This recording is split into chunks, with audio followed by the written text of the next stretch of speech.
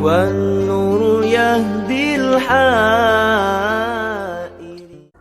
Bismillahirrahmanirrahim. Assalamualaikum warahmatullahi wabarakatuh.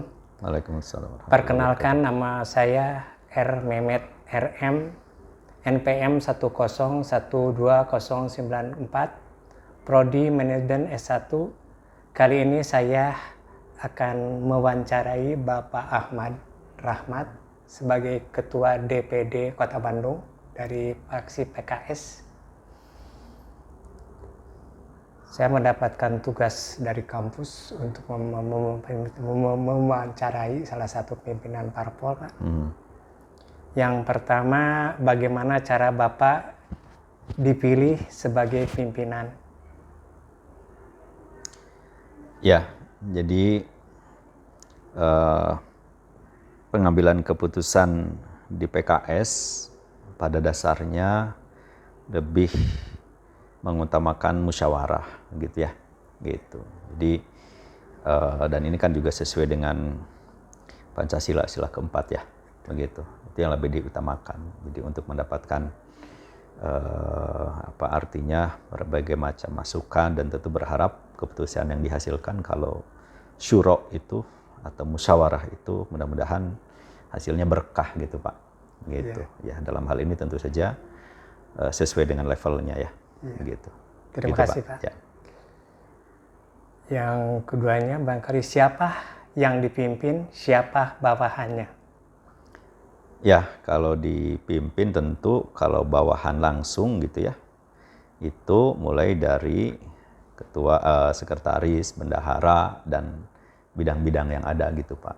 Ya, itu bidang ada sekitar 20-an lah bidang yang ada di DPD. Ya. Kalau yang tidak langsungnya tentu di bawah bidang itu ada para pengurus di tingkat kecamatan, tingkat kelurahan, gitu, Pak. Ya, terima kasih, Pak. Ya.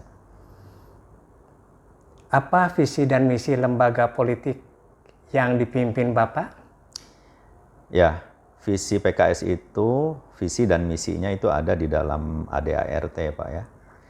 Visi PKS itu adalah menjadi partai pelopor dalam mewujudkan cita-cita nasional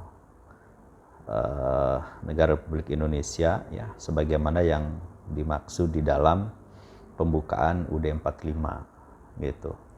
Ya, pembukaan UUD 45 itu kan pertama di dalam pembukaan disebutkan cita-cita nasional bangsa Indonesia itu, para pendiri negara kita mencita-citakan mewujudkan kesejahteraan umum kan ya, mencerdaskan kehidupan bangsa dan ikut di dalam ketertiban dunia gitu, Pak. Gitu. Itu visinya ya. Kemudian kalau misinya itu adalah bahwa menjadikan partai ini sebagai sarana perwujudan masyarakat madani yang adil, sejahtera, dan bermartabat dalam keutuhan NKRI gitu, Pak. Nah, memang ada visi partai, ada visi pengurus. Ya, nah, dalam hal ini visi pengurus tahun 2020 sampai dengan 2025. Nah, kalau visi pengurus itu adalah menjadi partai Islam rahmatan lil alamin ya, yang kokoh dan terdepan di dalam melayani rakyat dan NKRI, gitu, Pak. Visi misinya. Bismillah, Pak. Ya. Terima kasih. Kemudian bagaimana merekrut kader pengikut lembaga politik? Ya, merekrut kader banyak macam-macam, Pak ya. Jadi ada yang ditanya langsung gitu kepada orangnya, ada misalnya kita mengadakan berbagai macam kegiatan gitu ya. Misalnya ada kegiatan donor darah misalnya. Kemudian ada kegiatan baksos gitu ya. Ada juga kegiatan misalnya kemarin ada pelatihan gitu, Pak. Ada pelatihan bisnis, ada pelatihan membatik ya. Kemarin juga kita baru melaksanakan dan masih juga berlangsung yaitu pelatihan budidaya anggur gitu, Pak. Gitu. Banyaklah masuknya gitu, Pak. Iya. Ya. Terima kasih, Pak. Ya. Keputusan apa yang dirasa paling berat dalam memimpin lembaga politik? Keputusan yang paling berat itu ini sebetulnya sedang kita hadapi ya, yaitu adalah menentukan calon pemimpin, Pak. Betul nggak? Ya, itu menentukan calon pemimpin. Memimpin apa artinya struktur ya yang ada di bawah itu juga berat gitu kan. Tapi yang cukup berat ya bahkan sangat berat itu adalah menentukan calon pemimpin gitu. Karena kenapa? Ya tentu saja kita harus memilih pemimpin yang pertama tentu harus memiliki integritas ya. Yang kedua tentu saja harus bisa mewujudkan visi dan misi partai kan Pak ya, seperti itu. Tapi pada saat yang sama ya harus menang gitu. Ya. Iya, betul. Ya kan betul Iya, bagus betul. berkualitas tapi kira-kira dipilih nggak sama masyarakat kan Iya, gitu Pak. betul. Iya kan? Iya, Gitu.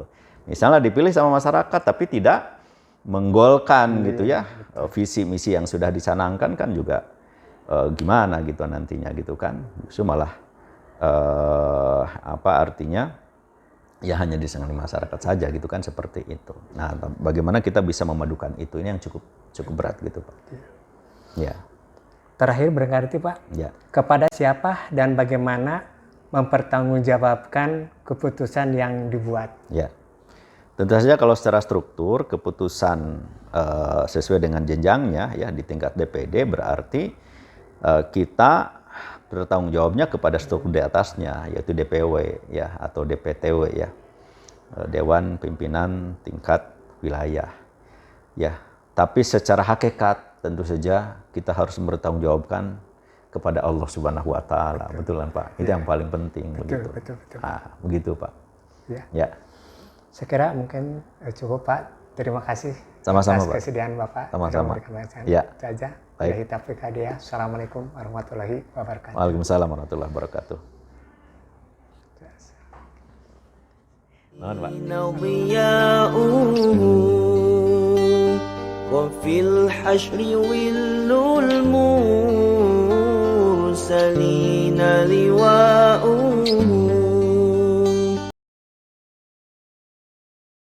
Assalamualaikum warahmatullahi wabarakatuh. Selamat sore. Perkenalkan nama saya Arif Hidayat, NPM 10220087 dari Prodi Akuntansi S1 kelas B. Kali ini saya sudah bersama saudara Reno Triatmaja. Beliau dari Samarinda dan beliau sekaligus seorang entrepreneur muda yang bergerak di bidang F&B. Langsung saja saya akan mewawancarai beliau. Yang pertama yaitu target dan sasaran apa yang ingin diwujudkan di perusahaan Bapak. Oke, selamat sore, terima kasih Rifki. Assalamualaikum teman-teman, nama saya Reinol. Saya selaku pelaku usaha di bidang food and beverage dan sudah berjalan selama 4 tahun lamanya. Dan di bidang food and beverage sendiri saya itu mengambil tema Korean street food. Jadi kalau misalnya ditanya sasarannya mana, target segmentasinya di mana, tentunya yang saya cari pasarnya adalah orang-orang yang tertarik di dunia perkoreaan. Oke, baik. Terus apakah bawahan dilibatkan dalam penentuan target ini? Untuk penentuan target market sebenarnya datang dari saya sendiri, tapi untuk pembantuan di lapangannya akan dibantu oleh para karyawan. Terus yang ketiga nih Pak, apakah bawahan diberikan kewenangan dalam memutuskan sesuatu gitu perusahaan Bapak? Wewenang diberikan ke apa? Wewenang ya di perusahaan Bapak. Oh, karyawan diberikan wewenang Iya. untuk mengambil keputusan mungkin tidak sepenuhnya, tapi bersama karyawan juga, bersama bawahan juga kami bersama-sama merundingkan bagaimana nyamannya kita mengambil keputusan ke depan. Karena walaupun saya berdiri sebagai founder bisnisnya di sini, tapi tidak bisa kita pungkiri bahwa yang turun di lapangan kan adalah mereka karyawannya. Jadi dalam pengambilan keputusan mungkin bisa kita rundingkan bersama-sama karena dalam sistem manajemen operasionalnya diserahkan kepada karyawan. Jadi tidak mengambil keputusan saya sepihak, tapi sama-sama dirundingkan bersama para bawahan. Terus bagaimana sih Pak cara mengatur bawahan?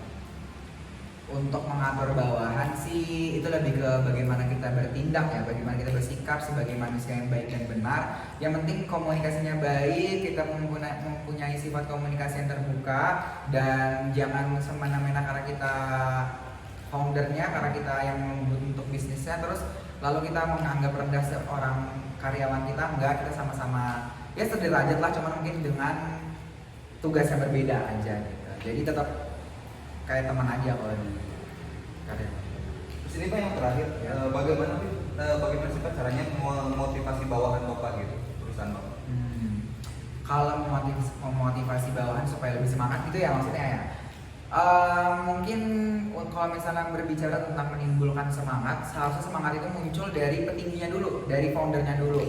Jadi sebagai leader, sebagai pemimpin, ya rasa semangat itu tuh harus kita munculkan di dalam diri sendiri dulu. Baru kalau misalnya kita mau berbicara tentang memotivasi bawahan, baru kita memotivasi bawahan. Jadi kalau berbicara tentang motivasi, kita dulu memotivasi kita gimana, kita mencontohkan, kita menirukan, lalu setelah itu kita arahkan kepada karyawan, ini nih seperti saya yang benar gitu. Oke, baik. Terima kasih banyak Pak. Sama-sama. Dan semoga makin sukses usahanya. Amin. Dan baik, terima kasih atas perhatiannya. Wassalamualaikum.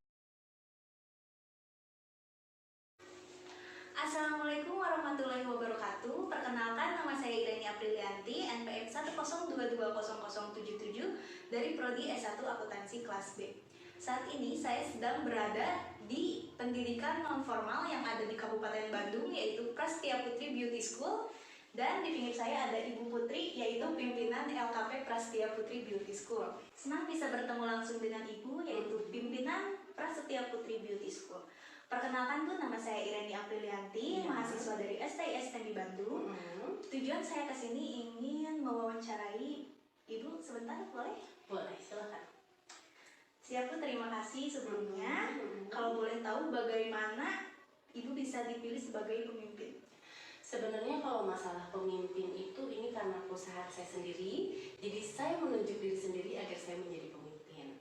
Di mana Prastia Putri Beauty School itu merupakan sekolah pendidikan non formal yang tujuannya itu merangkul anak sekolah, lalu merangkul anak yang putus sekolah, mengurangi pengangguran, agar mahasiswa atau mahasiswi lulusan Prastia Beauty School itu mempunyai keterampilan dan berkompetensi. Kalau untuk ambisi itu jelas ada ya, saya ingin menjadi pimpinan di mana karena lembaga atau sekolah yang saya buat itu mengenai pendidikan. Jadi pendidikan adalah senjata paling ampuh dunia. Pendidikan adalah senjata paling ampuh untuk merubah dunia. Ambisi saya itu agar lulusan-lulusan di sini itu mempunyai kompetensi, mempunyai keterampilan, membuka usaha sendiri, agar bisa membangun hidupnya atau menambah ekonomi keluarga, seperti itu. Ibu, apakah Ibu memahami sasaran atau target komunitas? Ya, jadi sesuai visi dan misi Prasetya Putri Beauty School akan mencetak lulusan agar menjadi dan mempunyai keterampilan dan agar mampu mengurangi pengangguran, merangkul anak yang putus sekolah gitu, dimana pendidikan ini menambahkan ilmu pendidikan tambahan seperti saya mempunyai rias pengantin agar anak-anak bisa membuka usahanya sendiri, belajar merias-merias yang wisuda seperti itu. Baik Bu, apakah ada struktur organisasi di komunitas yang Ibu pimpin? Ada. Struktur organisasinya itu yaitu pimpinan, sekretaris, bendahara, administrasi, tenaga kepelatihan, baru warga belajar.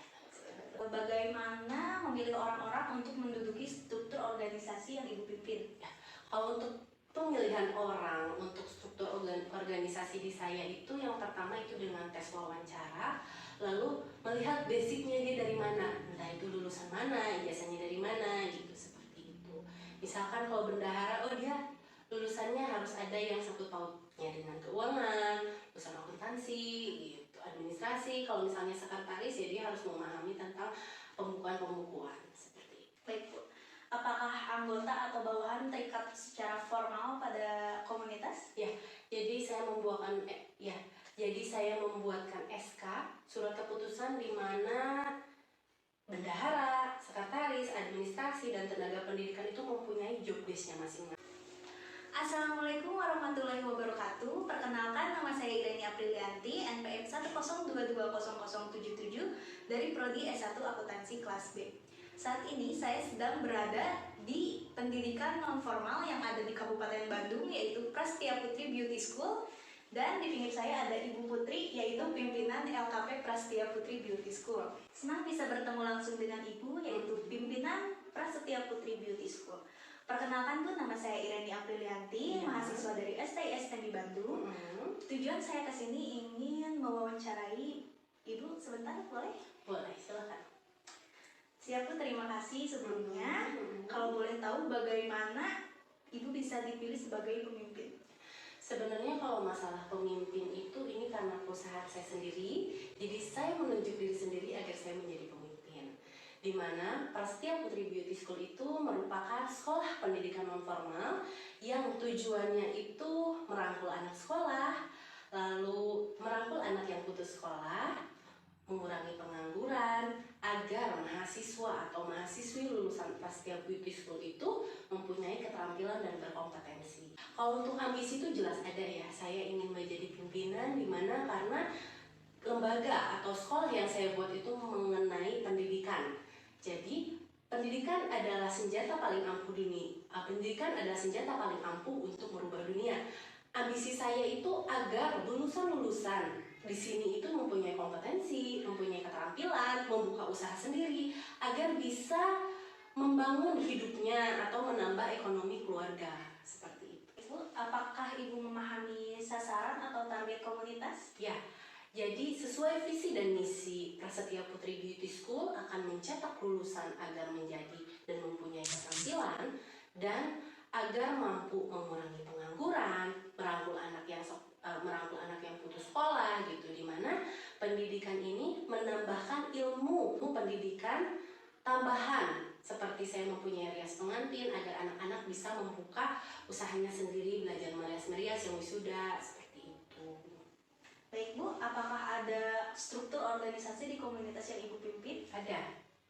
Struktur organisasinya itu yaitu pimpinan, sekretaris, bendahara, administrasi, tenaga kepelatihan, baru warga belajar. Bagaimana memilih orang-orang untuk menduduki struktur organisasi yang Ibu pimpin? Ya, kalau untuk pemilihan orang untuk struktur organisasi di saya itu yang pertama itu dengan tes wawancara, lalu melihat basicnya dia dari mana, entah itu lulusan mana, ijazahnya dari mana, gitu seperti itu. Misalkan kalau bendahara, oh dia lulusannya harus ada yang sangkut pautnya dengan keuangan, lulusan akuntansi, gitu, administrasi. Kalau misalnya sekretaris ya dia harus memahami tentang pembukuan seperti itu. Baik Bu, apakah anggota atau bawahan terikat secara formal pada komunitas? Ya, jadi saya membuatkan SK, surat keputusan di mana bendahara, sekretaris, administrasi, dan tenaga pendidikan itu mempunyai job desk-nya masing-masing. Keputusan apa yang harus dilakukan sebagai pimpinan komunitas? Tentunya saya harus tegas ya, tegas sama yang di bawah. Ada rapat atau meeting untuk mendapatkan atau untuk mengoreksi kita apa yang kurang dari lembaga kami, jadi mereka bebas berpendapat. Jadi kalau misalkan itu positif kita ambil untuk lembaga kami, saya di mana agar pekerjaan apa yang dia kerjakan saat ini sesuai dengan job deskripsinya mereka seperti itu. Apakah anggota atau bawahan dilibatkan dalam mengambil keputusan? Ya, tentu saja kita ada kalau misalnya itu positif kita ambil untuk lembaga kami, kalau tidak itu agar dijadikan pelajaran untuk kita. Baik Bu, terima kasih atas waktunya. Informasi Ibu sangat menambah wawasan bagi saya. Ya. Terima kasih Bu. Sama-sama. Assalamualaikum warahmatullahi wabarakatuh. Perkenalkan, nama saya Hernika Fitriani dengan NPM 102200088 dari Prodi Akuntansi S1. Baik, kali ini saya sudah bersama Bapak Cecep Wiguna, beliau sebagai Ketua Karang Taruna di Desa Tegaluar. Baik Pak, kita ada sedikit pertanyaan buat Bapak. Pertanyaan yang pertama Pak, apa tugas pokok fungsi lembaga yang Bapak pimpin? Ya, yang pertama tugas Karang Taruna yaitu membantu kepala desa untuk menanggulangi kesejahteraan sosial dan mengembangkan generasi muda di setiap lingkungannya. Yang kedua, fungsi Karang Taruna yaitu penyelenggara usaha-usaha pencegahan permasalahan sosial yang aktual. Yang kedua, pengembangan kreativitas remaja. Yang ketiga, penanggulangan masalah-masalah sosial. secara preventif, rehabilitatif dalam rangka pencegahan kenakalan remaja. Oke Pak, pertanyaan yang kedua, berapa banyak bawahan Bapak? Ya, kalau untuk anggota Karang Taruna kurang lebih ada 40 orang. Kalau untuk pengurus ada ketua, wakil ketua, sekretaris, bendahara, dan di bidang olahraga. Pak, pertanyaan selanjutnya, bagaimana caranya membagi tugas kepada bawahan Bapak? Ya, untuk membagi tugas antara lain kita harus mengetahui orang-orang tersebut sebagaimana bakat dan kemampuan orang pemuda tersebut. Misalkan untuk sekretaris ya dia bisa menguasai tugas tersebut. Yang kedua misalkan kayak tadi kebagian olahraga bisa menguasai olahraga, ya paling harus melihat dan melihat si pemudanya gitu, melihat. Oke Pak. Baik Pak, pertanyaan yang selanjutnya, apa kendala dalam memimpin bawahan? Ya, dalam kendala memimpin bawahan yaitu dalam kesadaran diri masing-masing ya. Misalkan tugas yang ditunjuk oleh ketua sebagai mestinya ya harus dijalankan, tapi kebanyakan tidak berjalan gitu.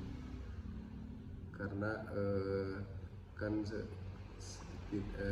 kesibukan, karena ada kesibukan masing-masing ya, ada yang bekerja, ada yang kuliah, ada yang sekolah, jadi itu sih kalau kendalanya mah. Oke baik Pak.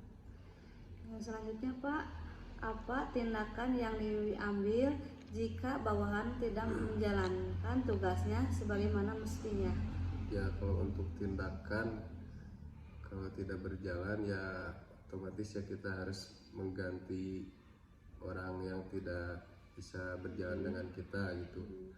Karena kan masih banyak pemuda yang lain yang ingin masuk ke kepengurusan juga, ya paling diganti kalau misalnya tidak berjalan dengan lancar. Oke Pak, baik, terima kasih banyak atas waktunya. Semoga dari pengalaman Bapak yang luar biasa, pembelajaran yang dapat saya ambil. Terima kasih Pak. Ya, sama-sama. Assalamualaikum warahmatullahi wabarakatuh. Bismillahirrahmanirrahim. Assalamualaikum warahmatullahi wabarakatuh. Waalaikumsalam warahmatullahi wabarakatuh. Perkenalkan, nama saya Julpan Abdullah Siddiq, NPM 1022006 dari Prodi Akuntansi. Di sini saya sedang berada di kantor RT yang berada di Kampung Cincin Kolot, Desa Cincin, Kecamatan Soreang, Kabupaten Bandung.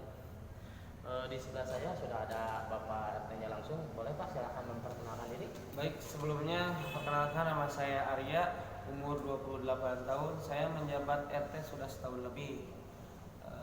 Tepatnya di RT 1 RW 10 Kampung Cincin Kolot, Kecamatan Soreang, Kabupaten Bandung. Jadi gini Pak, di mata kuliah kepemimpinan saya diminta untuk mewawancari pemimpin yang ada di lingkungan masyarakat, yaitu Bapak sebagai selaku Ketua RT di Kampung Cincin Kolot. Apakah Bapak berkenan? Boleh, dengan senang hati. Terima kasih Pak sebelumnya Pak. Saya ada beberapa pertanyaan. Kalau untuk pemilihan Ketua RT biasanya dipilih oleh siapa dan prosesnya seperti apa Pak? Kalau pemilihan RT dipilih oleh masyarakat, tentunya dipilih oleh masyarakat. Kalau cara pemilihannya yaitu biasanya cara yang lumrah, pemungutan suara terbanyak atau disebut dengan voting, dimana ketika di suatu daerah tersebut si calon A pemungutan suara terbanyak, ialah yang berhak menjadi ketua RT di tempat tersebut. Baik. Apa kesulitan utama Bapak menjalankan tugas sebagai seorang pemimpin? Kalau kesulitan pribadi saya sendiri yaitu apa kesulitan utama dalam menjalankan tugas sebagai seorang pemimpin? Tentunya kesulitan bagi pribadi saya sendiri yaitu ketika menggerakkan masyarakat untuk bergotong royong. Contohnya ketika bergotong royong dalam membersihkan lingkungan di depan rumah maupun di pinggir jalan. Bagaimana cara mengatasi kesulitan yang dialami oleh Bapak? Kita tentu mempunyai dua aspek, yaitu dua cara. Yang pertama, kita musyawarah terlebih dahulu dengan tentunya RW, rukun RT juga, Karang Taruna, bagaimana dalam penegasan hal tersebut. Dan kedua, kita ketika sudah mendapatkan hasil dari musyawarah tersebut, tentunya akan menjadi suatu hal yang wajib di hari weekend tentunya bagi masyarakat tersebut untuk berupaya melakukan bergotong royong. Baik, mungkin segitu saja Pak yang saya tanyakan. Terima kasih atas informasinya, sangat bermanfaat sekali bagi saya. Semoga Bapak dan keluarga sehat selalu. Amin. Terima kasih Pak. Siap, sama-sama.